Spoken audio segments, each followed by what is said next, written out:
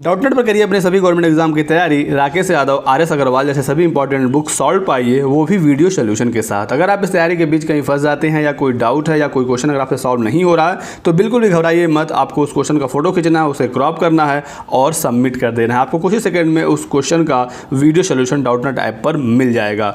तो अगर आप किसी भी क्वेश्चन में फंसे हुए हैं, कहीं आपको कोई डाउट है, कोई क्वेश्चन सॉल्व नहीं हो रहा है, तो डाउटनेट ऐप यूज करिए। आज ही डाउनलोड कर लीजिए इस ऐप को, लिंक डिस्क्रिप्शन में मिल जाएगा।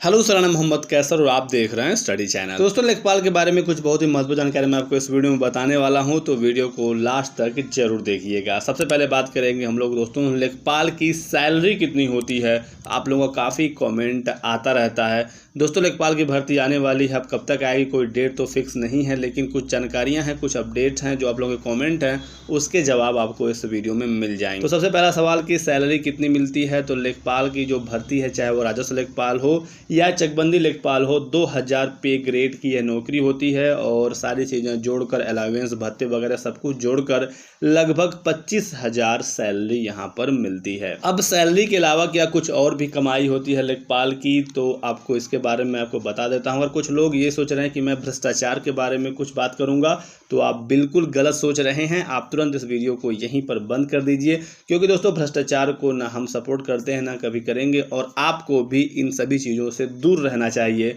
बात कर रहे हैं हम लोग जेन्युइन चीज़ों पर कि लेखपाल की जो सैलरी है वो तो आपको मिलेगी ही, लेकिन अगर आप राजस्व लेखपाल के पद पर नियुक्त होते हैं तो जब राजस्व लेखपाल अपनी रिपोर्ट लगाता है आय, जात या निवास प्रमाण पत्र का, तो अब उसे 5 रुपये प्रति आवेदन दिया जाएगा। ये अलाउंस के रूप में होगा, एक्स्ट्रा कमाई होगी और आपके सैलरी में यह जुड़ जाएगा। तो आप जितना रिपोर्ट लगाते हैं उसके आधार पर प्रति रिपोर्ट 5-5 रुपये आपको मिलेंगे।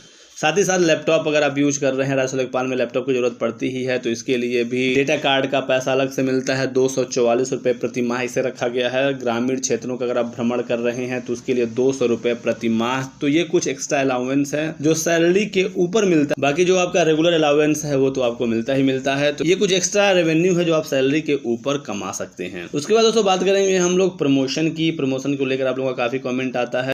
तो दोस्तों, अगर आपका ज्वाइनिंग लेखपाल के पद पर होती है तो लेखपाल के बाद कानूनगो में प्रमोशन होता है, जिसे रेवेन्यू इंस्पेक्टर कहा जाता है, और इसके बाद नायब तहसीलदार तक आपका प्रमोशन हो सकता है। कैसे, हम लोग जान लेते हैं इस वीडियो में। तो लेखपाल के पद पर अगर आपकी नियुक्ति होती है तो आपको 2000 रुपये पे ग्रेड के हिसाब से लगभग 25,000 रुपये सैलरी मिलेगी। और इसके बाद जो अगला प्रमोशन होता है वो कानूनगो का होता है, रेवेन्यू इंस्पेक्टर का। इसका जो पे ग्रेड है वो 2800 है। और एक बार इसकी डायरेक्ट भर्ती भी आई थी रेवेन्यू ऑफिसर की, लेकिन अब इसकी डायरेक्ट भर्ती अब बंद हो गई हैं।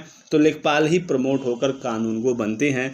तो 2000 से लेके 2800 पे ग्रेड पर उनका प्रमोशन हो जाता है।